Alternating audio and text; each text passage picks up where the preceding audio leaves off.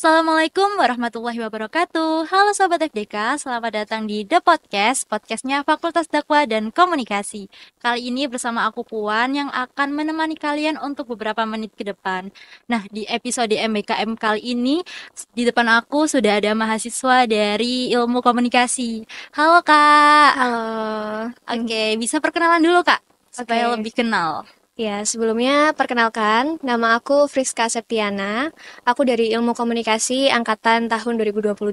Oke, Kak Friska ya. Iya, Kak Friska Jadi benar. semester 6. Iya, oke. Jadi Iya. memang di semester 6 ini kan ada program MBKM ya, Kak. Iya, betul. Oke, jadi Kak Friska MBKM-nya di mana nih? Kebetulan aku sekarang magangnya di PLN UIP JBTB. Jadi Oh, UIP itu Unit Induk Pembangunan oke. Jawa bagian Timur dan Bali. Oke, wah, Tuh. berarti itu BUMN ya, Kak? BUMN Wah, betul. keren sekali nih. Gimana nih, Kak, alur pendaftarannya? Kok bisa tahu ada buka magang di PLN dan Oke. berkas-berkas apa aja yang bisa di apa kayak disiapkan gitu? Karena menarik Oke. sekali nih. Mungkin sebelumnya aku boleh Iya. jelasin dulu ya, UIP JBTB terus di PLN sendiri di Surabaya tuh ada berapa kayak gitu Boleh, ya. boleh Kak, boleh silakan. Jadi di Surabaya itu PLN itu ada banyak kantornya. Oke. Salah satunya ada unit induk distribusi, itu yang fokusnya sama pelayanan. Terus ada unit induk pembangunan, itu tempatku sekarang. Ya. Unit induk pembangunan sendiri itu ada banyak, ada Jawa bagian Timur dan Bali, ada Jawa bagian Barat, macam-macam lah gitu. Nah, terus di bawahnya unit induk pembangunan itu ada kayak proyek gitu.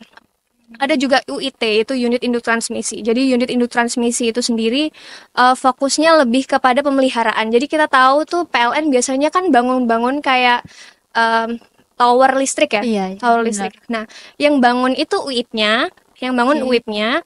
Terus Oke. kalau UIT-nya sendiri itu yang memelihara Oke. gitu. Nah, kalau UID sendiri itu fokusnya lebih kepada pelayanan pelanggan gitu. Hmm. Jadi sebenarnya kalau misalnya ilmu komunikasi sendiri Ya. itu kalau mau lebih tersalur nih komunikasinya, Iya. itu aku saranin masuknya ke UID, ada di Surabaya UID. Oke. Nah, kalau di UIP, alur pendaftarannya itu Ya. yang pertama aku sempet dulu tuh tanya-tanya dulu. Oke. Jadi nyari-nyari info dari kakak tingkat. Iya. Karena sebelumnya di UIP tuh ada yang magang di PLN UIP itu ada 3 orang Oke. semester yang sebelumnya ya, Iya. yang sudah wisuda. Iya, tahun Jadi sebelumnya. beliau ngasih tahu kalau misalnya mau magang dicoba di sini aja di Oh, PLN, iya, dia iya. nerima gitu. Terus kalau untuk alur pendaftarannya sih nanya Oke, dulu iya. syarat-syaratnya apa aja. Iya. Terus setelah dikasih CP, aku langsung hubungin. Terus habis itu diminta untuk nyerahin proposal.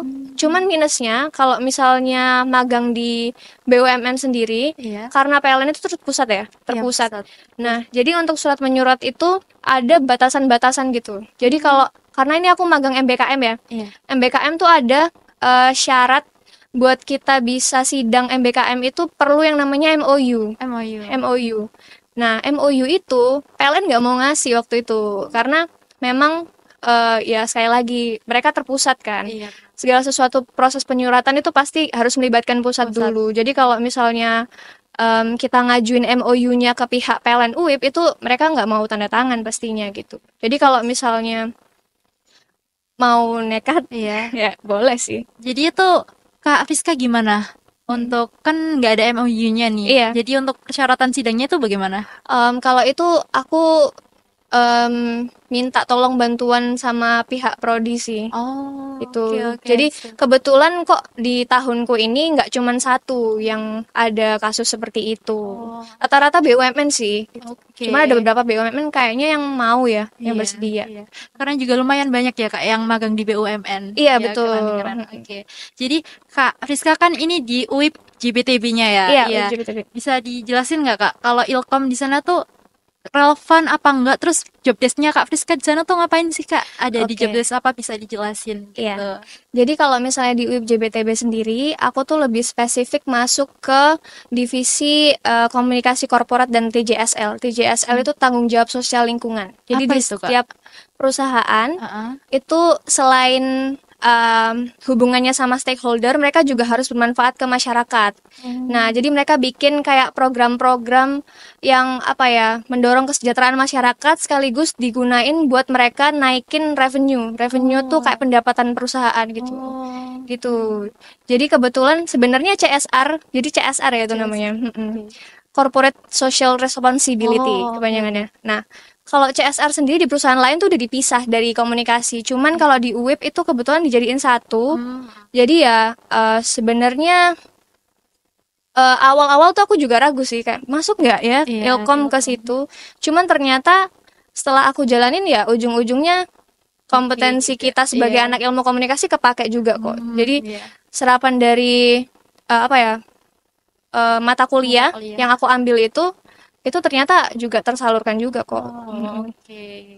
Jadi ini Kak, dari skala 1 sampai 10 ini aku mau Kakak ngeret.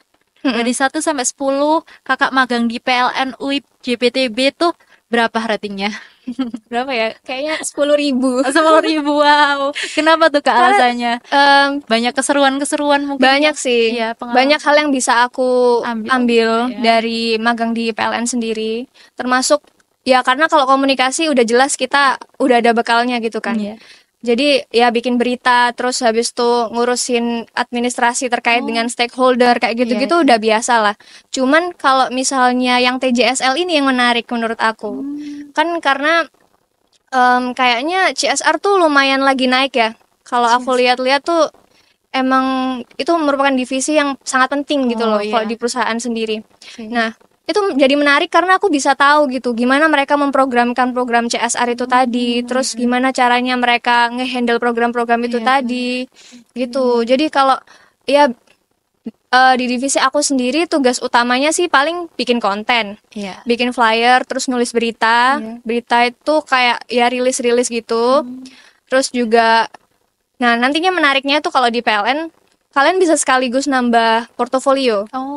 Karena berita berita yang ditulis itu tadi nantinya sama mereka akan diserahkan ke media cetak gitu. Dan bukan cuma satu media cetak doang, ada banyak gitu. Jadi diupload gitu ya, Kak, akan dipublish. Jadi bisa nambah portofolio juga bahwasanya ini berita yang aku tulis loh gitu. Terus juga di PLN mereka sangat amat welcome ya sama anak-anak magang, sportif gitu ya Kak, sangat amat welcome. Terus juga apa ya, job desk-nya itu nggak yang terlalu susah gitu loh buat kita. Jadi kita juga sambil belajar juga, kita dikasih ruang untuk berkembang juga. Jadi menurutku untuk magang di PLN itu sangat recommended sih, makanya aku kasih rate 10.000. Worth it banget ya. Worth it banget. Oke, selanjutnya nih Kak, pertanyaan terakhir. Ada tips and trick gak buat kita yang semester 4, kan tahun depan semester 4 mau magang nih Kak. Untuk juga yang semester 2 mungkin yang mau mempersiapkan, ada tips and trick gak Kak untuk memilih tempat magang? Nah, itu tadi kan udah aku kasih bocoran ya. Kantor PLN tuh di sini ada berapa? Nah, kalau misalnya mau apply di PLN, itu mungkin bisa kalau misalnya mau tanya-tanya ke aku bisa. Terus juga mungkin aku saranin ya, kalau misalnya mau apply dari anak komunikasi, mereka nih lagi butuh nih. Coba kalian secure dulu tempat di situ. Coba aja daftar, karena di sana itu terbatas ya, terbatas anak magangnya. Karena di tempat divisiku itu sendiri, kita cuma butuh 2 orang kebetulan. Cuma butuh 2 orang, karena keterbatasan ruangan ya. Nah, butuh 2 orang itu tadi baru keisi 1. Jadi ada 1 lagi nih yang masih lowong. Kalau misalnya mau apply boleh tuh. Berarti Kak Friska ini ada berapa orang yang sekarang dari UIN ke PLN itu ada berapa? Kebetulan kalau aku ada 2. Aku sama temanku Hana. Oke, wow. Terima kasih ya Kak untuk sharing-sharingnya yang sangat-sangat informatif sekali nih Kak. Oke, terima kasih juga atas waktunya telah hadir meluangkan waktu di podcast. Oke, untuk teman-teman semuanya yang mau magang ke PLN bisa nanti menghubungi Kak Friska. Iya. Oke, terima kasih untuk teman-teman yang sudah nonton. Jangan lupa untuk saksikan episode yang lain juga karena kita juga membahas MBKM dari program lain Kak. Ada dari BKI, KPI juga ada. Menarik. Terima kasih. Aku Puan undur diri. Wassalamualaikum warahmatullahi wabarakatuh.